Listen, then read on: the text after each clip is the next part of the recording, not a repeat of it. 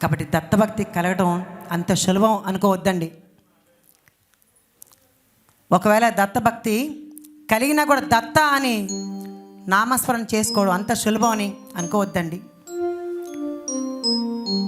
చాలా చాలా భక్తి మార్గమే అంటే మనం అనుకుంటాము జ్ఞాన మార్గం, కర్మ మార్గం, జ్ఞాన మార్గం, తర్వాత ఇలాగే మోక్షం ఇవన్నీ ఉన్నాయి కదా. దాంట్లో భక్తి మార్గం కూడా ఒకటి. మనం అందరూ ఏది ఈజీగా ఉందనుకుంటాం? జ్ఞాన మార్గమా, మోక్ష మార్గమా? భక్తి మార్గమే చాలా కష్టం అండి. మనం ఏమనుకుంటే భక్తి మార్గం చాలా ఈజీ కాబట్టి మనకేంటంటే పూలు పెట్టేయచ్చు, హారతి ఇచ్చేయచ్చు, స్వామి అని తెలుసుకోవచ్చు, చాలా ఈజీ కదా భక్తి మార్గం అనుకుంటాం. కానీ అత్యంత అద్భుతమైన కష్టమైనది ఏంటంటే భక్తి మార్గం అండి. దాంట్లో ఎన్నో రాళ్ళు, రప్పులు, ముళ్ళు, గోతులు, దారి తిన్నగా ఉండదండి. అలా దానిలో ముళ్ళు తీసేయాలి, రాళ్ళు తీసేయాలి, ఏరుకోవాలి. అలా శుభ్రంగా చేస్తేనే భక్తి మార్గంలోకి మనం వస్తాం. అవునా? మనందరం కూడా అలా వచ్చిన వాళ్ళమే భక్తి మార్గంలోకి. ఎన్ని కష్టాలు పడి ఉంటాం. పోనీ ఇక్కడికి రావాలంటే ఎన్ని కష్టాలు పడి ఉంటాం. అంత ఈజీగా పిలిచేసుకుంటాడు ఆయన. మీరు ఎంతమంది ఆదితో ప్రార్థించుంటారు? మొన్న మేము విన్నాం రీసెంట్గా టికెట్లు బుక్ చేయడానికి ఒక్కొక్క భక్తురాలతో ఫోన్ చేస్తే బోరున ఏడవటమేనండి. అప్పుడు అనిపించింది మాకు, దత్తుడు ఇంత పరీక్ష పెట్టాడా వాళ్ళకి బాబోయ్. ఆ పరీక్షల్లో నెగ్గారమ్మ, దత్తుడు పిలిపించుకున్నాడు. ఇక్కడ భగవంతుడు గెలుస్తాడా, భక్తుడు గెలుస్తాడా? పరీక్ష పెడితే మనం ఏమనుకుంటాం? భగవంతుడే నువ్వే గెలవాలి స్వామి, అయ్యో నువ్వే గెలవాలి అనుకుంటాం కదా. కానీ మనం ఏమనుకోవాలంటే కాదు, మేమే గెలుస్తాం. ఎందుకు? మేమే గెలుస్తాం అంతే, నువ్వు గెలవడానికి వీలు లేదు అని మనం ఛాలెంజ్ చేయాలండి. మనం అట్లా దాన్ని ఛాలెంజ్ చేయం. నువ్వు అట్లా చీర కొనుక్కోకుంటే నేను కొనుక్కో, దాన్ని ఛాలెంజ్ చేసుకుంటాం. ఇదిగో నీకు ఆ గోల్డ్ ఉంది, నాకు ఈ గోల్డ్ కావాలి, దాన్ని ఛాలెంజ్ చేసుకుంటాం. లేదా నాకు ఇల్లు ఉంది, నేను అట్లా అలాంటి ఇల్లే నేను కట్టుకోవాలా, అలాంటి ఛాలెంజ్ చేసుకుంటాం. కానీ చేసుకోవాలి, తప్పులేదు, అది కూడా కోరికే. అందుకే మన బాబా దీంట్లో కూడా కోరికలతో రండి, ఆఖరికి కోరికలు లేని వారే ఉండండి, అలా జీవించండి అంటారు. కానీ ఇంక జీవితాంతం కోరికలేనా మనకి? ఎప్పుడు కోరికలేనా? కోరికలు ఉండాలి, కానీ అది కూడా సమంజసమైన కోరికలు తప్ప ఇంకా వేరే ఎన్నో కోరికలు వస్తూనే ఉంటాయి. ఒకటి పోతే ఇంకోటి పుడుతుంది, ఇంకోటి పుడితే ఇంకోటి పుడుతుంది. అది కాదు. అట్లా మనకి చక్కగా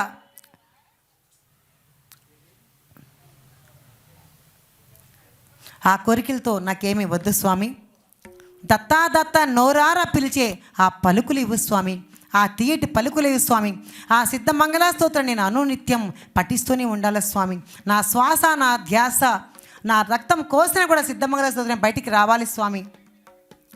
మరి ఈరోజు శ్రీపాద శివలో స్వామి జన్మస్థలంలో యొక్క పీఠికాపురంలో మొట్టమొదటి మన కార్యక్రమం ఇప్పుడు ఇది ఇక్కడ నాంది మాత్రమేనండి. ఇది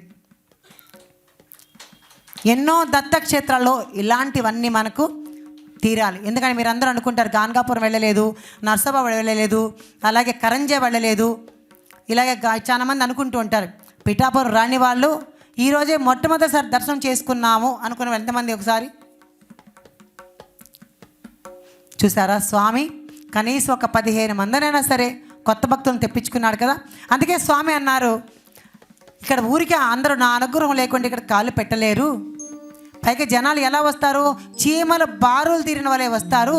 పైగా నా భక్తుడైతే జుట్టు పట్టి ఈడ్చుకొని వచ్చి ఇక్కడ నేను పడేస్తాడు అని చెప్పాడండి. నా భక్తుడైతే వాళ్ళు ఏం చేయను, పైగా కొట్టను తిట్టను, జుట్టు పట్టి లాక్కొని వచ్చి ఇక్కడ నేను పడేస్తాను అన్నారండి. ఏ దేవుడు మనకు అంత అట్లా చెప్తారు? వాడు నా భక్తుడైతే చాలు, వాడు నన్ను దత్తా అని పిలిస్తే చాలు. అందుకే స్మృతుగామి పిలిస్తాను వెంటనే పలికేటి శ్రీ దత్తదేవుడు చెప్పాను కదా ఇందాక కూడా. ఏ దేవుడు పిలిస్తే పలుకుతాడో నాకైతే తెలియదు, కానీ నేను ఏది అడిగితే అది మాత్రం దత్తాత్రేయ స్వామి అలా ఇచ్చేస్తారండి. నాకు ఏది అడిగితే ఏమనుకుంటాను, నేను లండన్ వెళ్ళాలి స్వామి, నాకు మా తిరుపతిలో పాప ఉంది బాగా చూసుకో స్వామి, ఇట్లాంటివి నేను అసలు అవి ప్రాపంచికంగా అడగను, నాకు గుర్తు కూడా రావు అవి. దేనికంటే అమ్మ బాగుండారు కాబట్టి నువ్వు అడగవేమో అనుకుంటారేమో. ఎవరికున్న కష్టాలు వాళ్ళకు ఉంటాయి. కానీ భగవంతుడి పనులు మనం చేసేటప్పుడు మనం ఎందుకు దేని గురించి దిగులు పడాలి? అసలు వాళ్ళ జీవితం వాళ్ళది, మన జీవితం మనది. ఈ ఆధ్యాత్మిక మార్గం రావడం ఇంత చాలా మామూలు సులభం కాదు. అంత కష్టంతో మనం ఎన్నో మైకులు పట్టుకొని ఇంటింటికి తిరిగి సిద్ధమంగళవుతారని చెప్పానమ్మ అందరికీ. అట్లా చేస్తే పూర్వ జన్మలో నేను ఎన్నో చేసి ఉన్నాను పుణ్యాలు. కాబట్టి ఈ జన్మలో నాకు స్వామివారు అంతటి అనుగ్రహం ఇచ్చారు. సిద్ధమంగళ స్తోత్రాన్ని మొట్టమొదటిసారిగా ప్రచారం చేయించిన ఆ యొక్క నిజంగా దత్తభక్తురాల్ని అని గర్వంగా చెప్పుకుంటానమ్మా నేను. ఇంతకన్నా అదృష్టం నాకేం కావాలి? మళ్ళీ నా ద్వారానే అంటే స్వామి నన్ను ఎన్నుకున్నారు. ఇట్లా నా ద్వారా అనకూడదు. అక్కడ ఈ శరీరంతో ఈ సిద్ధమంగళతో ఆయన ఎన్నుకొని అలా ఒక్కరికొకరు ఈరోజు ఇంటింటా సిద్ధమంగళ స్తోత్రమే, ఊరిలో సిద్ధమంగళ స్తోత్రమే. ఈరోజు సిద్ధమంగళ స్తోత్రం లేని చదవని ఊరు లేదు, మనిషి లేడమ్మా. ఇది కలియుగ మహామంత్రం సిద్ధమంగళ స్తోత్రం కదా. ఇది సిరులిచ్చే స్తోత్రం సిద్ధమంగళ స్తోత్రం. సిద్ధులు చదివే స్తోత్రం సిద్ధమంగళ స్తోత్రం. దేవతలు కూడా చదివే స్తోత్రం సిద్ధమంగళ స్తోత్రం. కాషాయ వస్త్రం కరదండాధారిణిం కమండలం పద్మ కరేణ శంఖం చక్రం గదాభూషిత భూషణాఢ్యం శ్రీపాదరాజం శరణం ప్రపద్యే. శ్రీమదనంత శ్రీ విభూషిత అప్పల లక్ష్మి నరసింహరాజా జయ విజయీ భవ దిగ్విజయీ భవ శ్రీమదఖండ శ్రీ విజయీ భవ.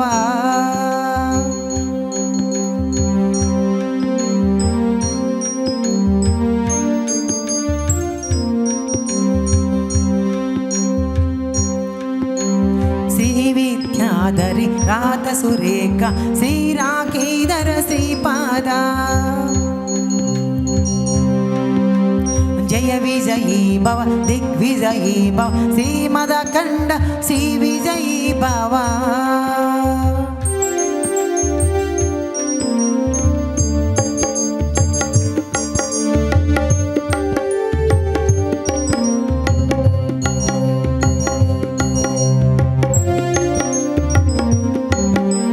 మాతా సుమతి వాత్సల్యామృత పరిపోషిత జయ శ్రీపాద జయ విజయీ భవ దిగ్విజయీ భవ శ్రీమదఖండ శ్రీ విజయీ భవ.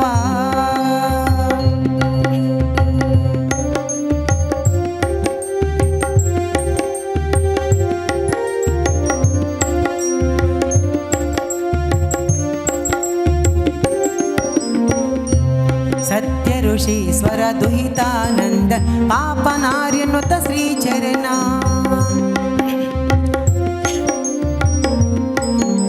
జయ విజయీ భవ దిగ్విజయీ భవ శ్రీమదఖండ శ్రీ విజయీ భవ.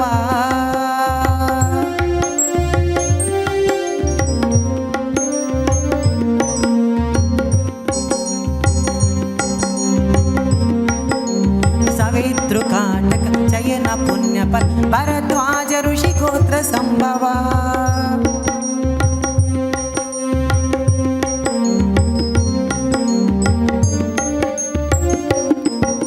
జయ విజయీ భవ దిగ్విజయీ భవ శ్రీమదఖండ శ్రీ విజయీ భవ.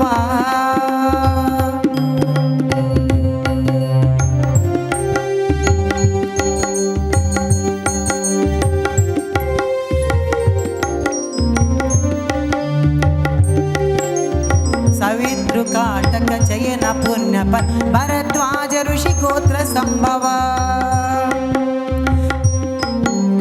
జయ విజయీ భవ దిగ్విజయీ భవ శ్రీమదఖండ శ్రీ విజయీ భవ.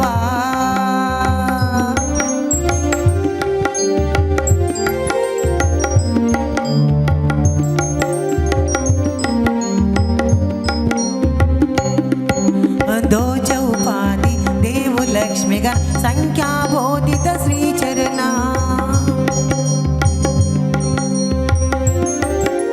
జయ విజయీ భవ దిగ్విజయీ భవ శ్రీమదఖండ బావా.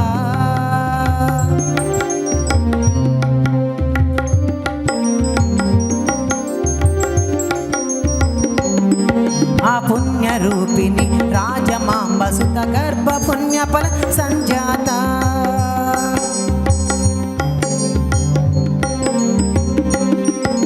సుమతి నందన నరహరి నంద దత్తదేవ ప్రభు శ్రీపాద.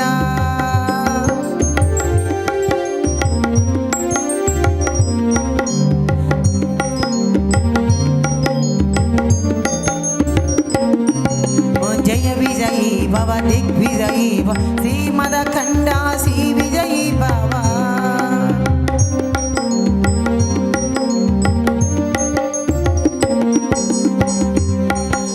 పీఠికాపుర నిత్య విహార మధుమతి దత్త మంగళ రూప.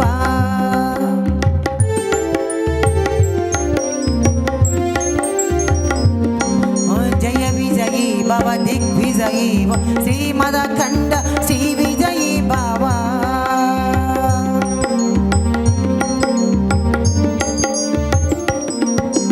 దిగంబర దిగంబర శ్రీపాద వల్లభ దిగంబర.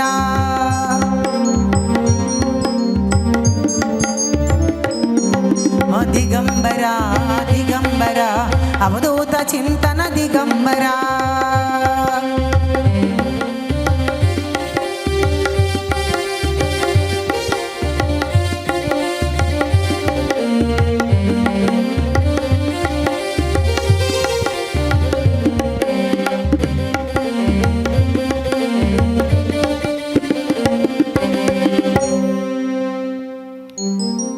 సిద్ధమంగళ స్తోత్రం. రాని వాళ్ళు ఎవ్వరూ లేరు కదా ఇక్కడ, అందరికి వచ్చు కదా, అందరికి వచ్చు. అత్యంత అద్భుతం అమ్మ. శ్రీపాద శ్రీవల్లభ స్వామికి అత్యంత ఇష్టమైన సిద్ధమంగళ స్తోత్రాన్ని మనందరికీ తెలుసు. అయితే స్వామివారు ఈ పీఠికాపురంలోనే అప్పలరాజు శర్మ సుమతి అనే దంపతులకు ఆయన జన్మించారు. సాక్షాత్తు దత్తాత్రేయ స్వామి మొట్టమొదటి అవతారమే ఈ శ్రీపాద శ్రీవల్లభ స్వామి. రెండవ అవతారం నృసింహ సరస్వతి, మూడవ అవతారం మాణిక్య ప్రభు, నాలుగవ అవతారం స్వామి సమర్థ, ఐదవ అవతారంగా సాయిబాబాని చెప్పుకుంటాం మనం. ఎన్నో గ్రంథాల్లో రాసిన దాన్ని మనం సంపూర్ణ అవతారాలుగా చెప్పుకుంటాం. మిగిలిన వాళ్ళంతా అంశాలు అంటే శ్రీపాద శ్రీవల్లభ స్వామి అనుగ్రహంతో వచ్చిన వాళ్ళు అనమాట వాళ్ళందరూ. అలాంటి ఆ శ్రీపాద వల్లభ పీఠికాపురంలో ఈరోజు అత్యంత అద్భుతంగా మనందరం కలవడం, దత్త బిడ్డలు, ఎంత బాగుందో కదా. ఆ పేరు వింటేనే ఒళ్ళు పులకిస్తుందండి. చాలామంది అమ్మ ఆ పేరు వినే మేము ఆ గ్రూప్లో జాయిన్ అయ్యాము అని కొంతమంది చెప్తే, యూట్యూబ్ కూడా నా యూట్యూబ్ ఛానల్ పేరు కూడా దత్త బిడ్డలు అని అప్రయత్నంగా పెట్టాను. నాకు తెలియదు అసలు ఇది పెట్టాలా అని ఆలోచన లేదు నాకు. అంటే నేను మహాత్ములు అవధూతలు ఇలా ఎంతోమందిని దర్శించుకుంటూ ఉంటాను కదా. చాలామంది అవధూతలతో నాకు పరిచయం. అంటే నేను వాళ్ళతో వెళ్ళి దర్శనం చేసుకోవడం, సమాధి దర్శనం కావచ్చు, లైవ్లో ఉన్న వాళ్ళని కావచ్చు, ఇలా చాలామందిని అవధూతలతో నేను దర్శనం చేసుకున్నాను కదా. కాబట్టి వాళ్ళందరి కోసం అంటే ఒక గుర్తుగా ఎక్కడికైనా వెళ్తే అలాంటి వీడియో పెట్టాలని నా కోసం నేను పెట్టుకున్నాను అనమాట ఆ యూట్యూబ్ ఛానల్. ఏదో డబ్బులు వస్తాయి దీంతో నేను కోరికతో పెట్టలేదు నిజంగా. అయితే ఈరోజు ఇంత అత్యంత అద్భుతంగా ప్రతి వాళ్ళు అంటే వీడియో చూసి మీకోసం వచ్చామమ్మా అని చెప్తుంటే నిజంగా ఇది కూడా స్వామి పెట్టించారు ఈ దత్త బిడ్డలు అనే యూట్యూబ్ ఛానల్ అని కూడా నేను గర్వంగా చెప్పుకుంటున్నానమ్మా. పైగా దత్త బిడ్డలు ఆయన పేరు ఎలా పెట్టుకున్నారు చూడు. దత్త కుటుంబం అనో లేకుంటే ఇంకా ఎన్నో దత్త సత్సంగం అనో ఏదో పెట్టుకోవచ్చు. కానీ దత్త బిడ్డలు అని ఎలా పెట్టుకున్నా నాకు అలా తెలియట్లేదన్నమాట. ఎందుకంటే సాక్షాత్తు దత్తాత్రేయ స్వామి మనకి తండ్రి, అనగా మాత మనకి తల్లి, తల్లి తండ్రి గురువు దైవం అన్నీ మనకు సాక్షాత్తు దత్తాత్రేయుడే. అలాంటి దత్తాత్రేయ స్వామి మొట్టమొదటి అవతారం ఇక్కడ పీఠికాపురంలో జన్మించారనమాట. ఎన్నో అత్యంత అద్భుతమైన లీలలు చేశారు. ఒక లీల చెప్పుకుంటే నాకు చాలా ఆనందం అనిపిస్తుంది. అలాగే భక్తులు కూడా ఇలా అడగాలేమో అనిపిస్తుంది. నరసవదానులు అనే ఒక అతను ఉండేవారు. ఎప్పుడు పిఠాపురంలో ఆ రోజుల్లోనే కాదండి, ఈ రోజుల్లో కాదు, ఎప్పుడు విమర్శిస్తూనే ఉండేవాళ్ళు చాలామంది ఉంటారు. పిఠాపురమనే కాదు, ఏ దైవ క్షేత్రాల్లో కూడా మనకు అలాంటి అనుభవం అవుతాయి. అప్పుడు కూడా స్వామి ఎన్నో లీలలు చేస్తే గుర్తించలేని గుడ్డి వాళ్ళు అనమాట అప్పుడు పిఠాపురంలో ఉన్నవాళ్ళు. నిజంగా మాట్లాడితే స్వామి లీలలు చేస్తే స్వామి దైవత్వం తెలియక, ఆయన దేవుడు అని తెలియక ఎన్నో నేను దేవుణ్ణి అని ఆయన ఎన్నిసార్లు చెప్పుకున్నారు అనండి. పంచభూతాలతో సాక్ష్యం ఇప్పించుకున్నారు వాళ్ళ తాతగారు బాపనారాయణ వారు. అలా ఎన్నిసార్లు నేను దేవుడు అని చెప్తే కూడా మనం ఎవరు నమ్మలేకపోయామండి. అయితే నరసవదనలు అని ఆయన కూడా అందరినీ, ఆయన ఇందాక చెప్పినట్టు వాళ్ళు ఎవరు చెప్తున్నారు బంగారు అని పిలుస్తుంది ఆవిడ అందరినీ అంటే, నిజంగా నాకు చిన్నప్పటి నుంచి ఆ సంస్కారం కావచ్చు, ఎవరినైనా సరే వాళ్ళ డబ్బులు ఉన్న వాళ్ళ లేదా లేని వాళ్ళ అలా అని చూసుకోను. ప్రేమతత్వమే తప్ప నాకు ఇంకా ద్వేషతత్వం నాకు రాలేదమ్మా, రాదు కూడా. ఇంకా అలాగే మనం అందరూ ఉండాలి అనుకునే మనసు నాది. కాబట్టి మీరందరూ కూడా నా బిడ్డలుగా దగ్గరయ్యారమ్మా. మీరు వయసుతో సంబంధం లేదు. ఇది పెద్దవాళ్ళ చిన్నవాళ్ళ అని కాదు. అన్న అని పిలిచేవాళ్ళు, అక్క అని పిలిచేవాళ్ళు, లేదా అమ్మ అని పిలిచేవారు. అమ్మ స్థానం చాలా గొప్పది. కాబట్టి అమ్మ స్థానం పొందిన నేను చాలా అదృష్టవంతురాలనమ్మా నిజంగా. అయితే ఆ నరసవదానాలు ఎప్పుడు శ్రీపాదుని విమర్శిస్తూనే ఉండేవాళ్ళు, ఏదో ఒకటి అంటూనే ఉండేవారు అనమాట. అయితే స్వామిని ఒకసారి శ్రీపాద వల్లభ స్వామిని అడుగుతారనమాట నరసవదానాన్ని. తాత కొంచెం అంటే వాళ్ళ దొడ్లో వాళ్ళ పెరట్లో చాలా తోటకూర పండించుకుంటూ ఉండేవారు. కాబట్టి ఆ తోటకూర కావాలని అడుగుతారు స్వామి ఒకసారి శ్రీపాద వల్లభ స్వామి. ఇంకా ఆయన కొన్ని కారణాల వల్ల ఇవ్వలేదన్నమాట.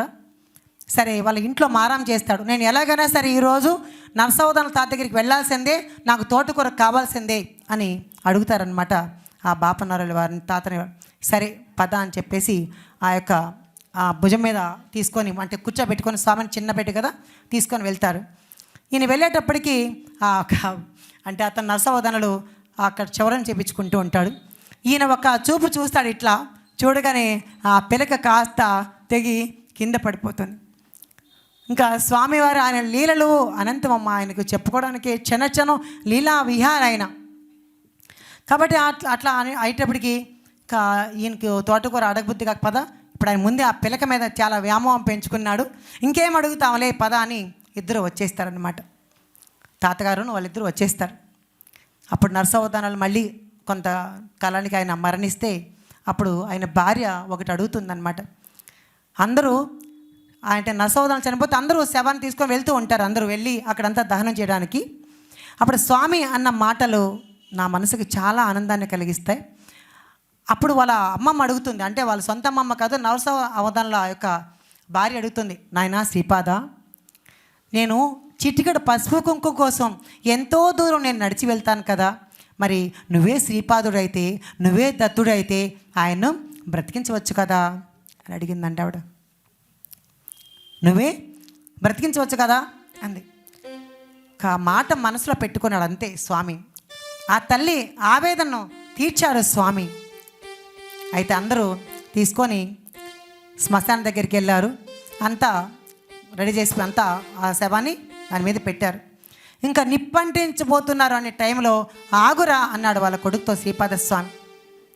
ఎవరైనా చచ్చిపోయిన వాళ్ళకు కొరువు పెడతా చూస్తాను కానీ బతుకున్న వాడికి ఎవరన్నా కొరువు పెడతారా అన్నారు. అదేంటి అందరూ ఆశ్చర్యంగా చూశారు. ఇదేంటి ఇలా అనుకుంటున్నారు, చచ్చిపోయాడు కదా అనుకోగానే వెంటనే శ్రీపాద స్వామి వెళ్ళి ఆయన నుదుటి మీద చేత్తో ఇలా గట్టిగా ఇలా పట్టుకొని ఒక్కసారి తన దృష్టిని, అమృత దృష్టిని ఒక్కసారి చూశాడండి. వెంటనే అతను లేచి కూర్చున్నాడండి. ఎవరు? నరసవదనులండి. అందరూ శవయాత్రగా వెళ్ళిన వాళ్ళందరూ శోభాయాత్రగా తిరిగి వచ్చినారండి. అలాంటి లీలలు చేసిన మన చిన్ని కన్నయ్య ఒకటా రెండా అండి, ఎంతమందిని కాపాడంటే చచ్చిపోయిన వాళ్ళని బ్రతికించారు. ఎంతోమంది మాంగళ్యం లేని వాళ్ళకి మాంగళ్యాన్ని ఇచ్చాడు కురుపురంలో. 16 సంవత్సరాలుగా ఇక్కడే అంటే ఈ పిఠాపురంలో ఎక్కడెక్కడ తిరిగారో, ఏమేం చేశారో ఆ లీలలో స్వామి తిరిగినట్లే మన కన్నుల ముందు ఉన్నట్లే అత్యంత అద్భుతమైన ఆ దర్శనం మనకి కన్నుల పండుగ. కళ్ళు మూసుకొని ఒక్కసారి చూడండి, శ్రీపాదుడు చిన్ని అడుగులు వేసుకుంటూ మనతో వచ్చేస్తారండి. ఇక్కడ తప్పకుండా మనకు దత్త దర్శనం కలిగి తీరుతుంది. పిఠాపురం అంటే మామూలు విషయం కాదు. మీరు స్వామి నాకు స్వప్న దర్శనం గురు చరిత్రలో చదివినా ఇవ్వలేదు, నిన్ను ఆర్తితో ప్రార్థిస్తేనూ ఇవ్వలేదు, మరి ఏమి ఏడిస్తే ఇవ్వలేదు, కానీ పిఠాపురంలో నీ కోసం కష్టపడి ఇంత దూరం వచ్చానయ్యా, రిజర్వేషన్ లేకుండా ఎట్లో కష్టపడి అలా కూర్చొని వచ్చానయ్యా, కాబట్టి నాకు మీ దర్శన భాగ్యాన్ని నాకు ఇవ్వండి అని చాలా అత్యంత అద్భుతంగా నిద్రపోండి ఫుల్గా. స్వామి మీకు ఏదో ఒక రూపంలో దర్శనం ఇవ్వకుంటే పొద్దున్న నన్ను అడగండి. మీ ఆర్తి, భక్తి, విశ్వాసం, నమ్మకం అలా ఉండాలి, అప్పుడు స్వామి దర్శనం ఇస్తారు. ఎంతోమందిని ఇక్కడ నేను పిఠాపురం తీసుకొచ్చాను, వారం రోజులు పారాయణం చేసుకొని తీసుకొస్తే ఎంతోమందికి అద్భుతమైన దర్శనాలు ఇచ్చారు స్వామి. వాళ్ళంతా ప్రత్యక్షంగా స్వామిని చూశామని అత్యంత ఆనందంతో ఇలాగే ఆనంద బాష్పాలు ఏడ్చారన్నమాట అందరూ. మరి మన భక్తి ఏమో ఈ పిఠాపురం వచ్చినా సరే ఇక్కడ క్షేత్రవాసం అని ఉంటుంది, బాగా గుర్తుపెట్టుకోండి.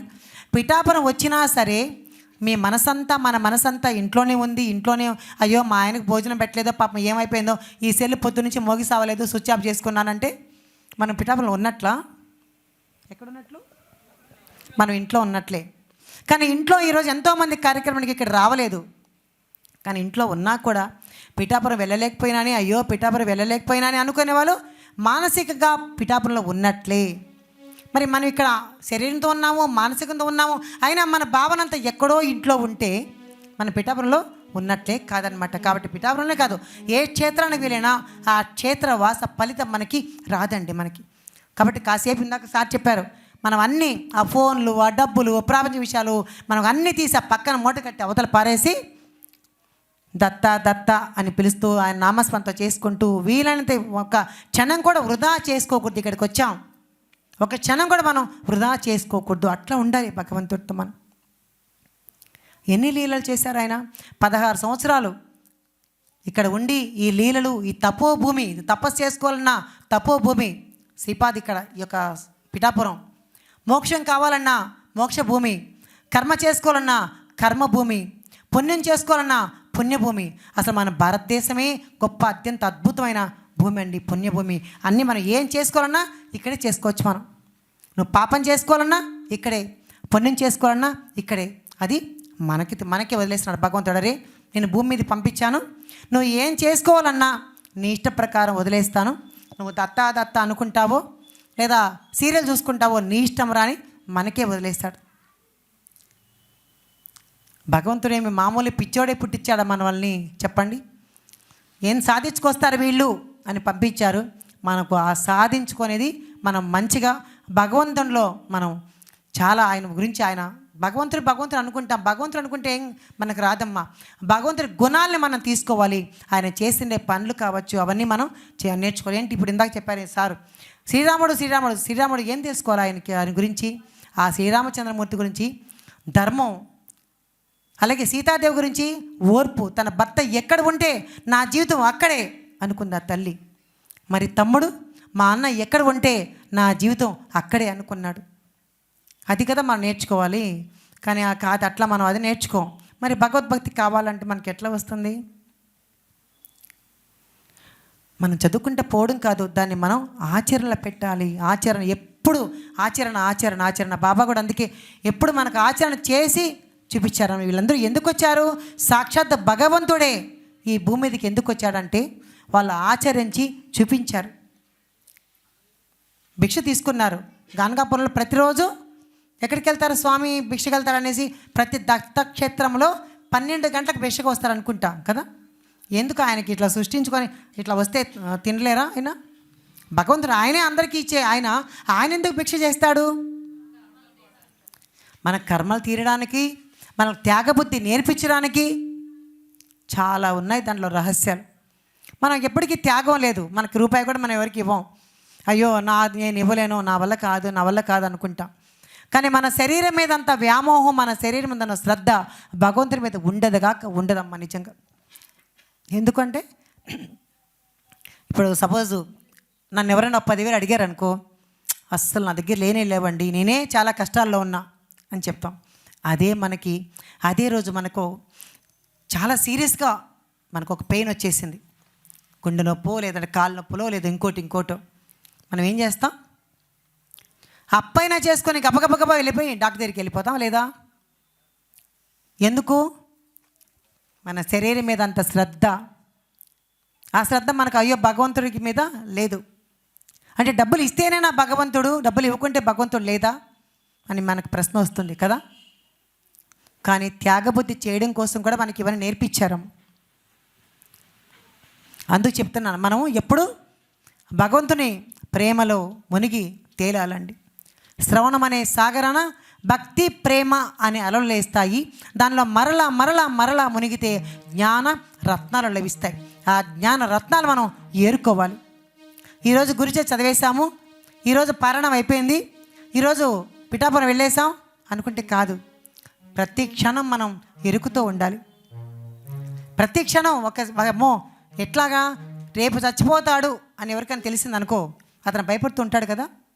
అట్లా ఎంత భయంతో ఉంటాడో మనం కూడా అమ్మో ఈ మరణం ఎప్పటికైనా, అది మనం ఉంటాం ఎప్పుడైనా, మన జీవితం ఉంటుందా ఎప్పుడైనా, ఎప్పటికైనా ఒకనాడు రాలిపోవాల్సిందే కదా అనుకున్న మనం ఎప్పుడు ఎరుకుతూ ఉంటే మనకి ఇవన్నీ మనకు గుర్తొస్తాయి. ఒకసారి మనకు ఆ ప్రపంచ విషయాలన్నీ గుర్తొచ్చినప్పుడు అమ్మో మనం మరణిస్తాం కదా అని ఒక్క నిజం తెలిస్తే, ఆ నిజం తెలుసు కానీ దాని పక్కన మాయని ముసిగేసి పెట్టేస్తాం పక్కన. నేను ఇక్కడే ఉంటాను, నేను ఇక్కడే అన్నీ అనుభవిస్తాను అని చెప్పి అన్నిటికీ, అందుకే నా కారు, నా ఇల్లు, నాది నాది నాది, ఏదిరా నీది. మనం మరణిస్తే కనీసం మన పేరు పెట్టి పిలుస్తారా? ఏదో కాసేపు చెప్తారేమో పలానా ఆవిడ చచ్చిపోయిందని, తర్వాత ఏమంటారు ఆ బాడీ దగ్గరికి వెళ్ళి వచ్చాం, ఆ శవం దగ్గరికి వెళ్ళి వచ్చాం. మరి ఇలాంటి మనుషుల కోసం మన కోసం మనం జీవించాలి, వీళ్ళ కోసం కాదు మనం జీవించేది. ఎంతసేపుడు మనం వాళ్ళేమనుకుంటారు వీళ్ళేమనుకుంటారు అని అనుకుంటాం. నాకు ఈ మధ్యలోనే నాకు ఇలాంటివన్నీ నాకు కొంచెం ఏదో జ్ఞానం వచ్చిందండి అనిపిస్తుంది. ఎప్పుడు మనం వాళ్ళు అనుకుంటారో వీళ్ళు అనుకుంటారో దీంతోనే జీవితం సరిపోయింది. మనం బతికేదే 100 ఏళ్ళు అక్కడి నుంచి తీసుకొచ్చాము. ఆ 100 ఏళ్ళు కూడా 50 ఏళ్ళు ఎప్పుడు తెలియదు. 50 ఏళ్ళు నిద్ర, ఆ 50 ఏళ్ళు పగలు, ఆ దాంట్లో కూడా మళ్ళీ రోగాలు రొప్పులు ఇంకోటి. మనం నిజంగా భగవంతుడి కోసం జీవించేది ఎంతకాలం ఉండదు, ఎన్ని రోజులు ఉండిందో, ఎన్ని గంటలు ఉందో ఒకసారి ఆలోచించండి. అంటే భగవంతుడి కోసం ఇక్కడ అమ్మ వచ్చా అంటే ఇంకా భగవంతుడిదే ధ్యాస. మరి మనకి ఇంకేం పనులు ఉండవా ఏంటి, నిర్మలమ్మ పిచ్చితలాగా చెప్తుంది అనుకుంటారా?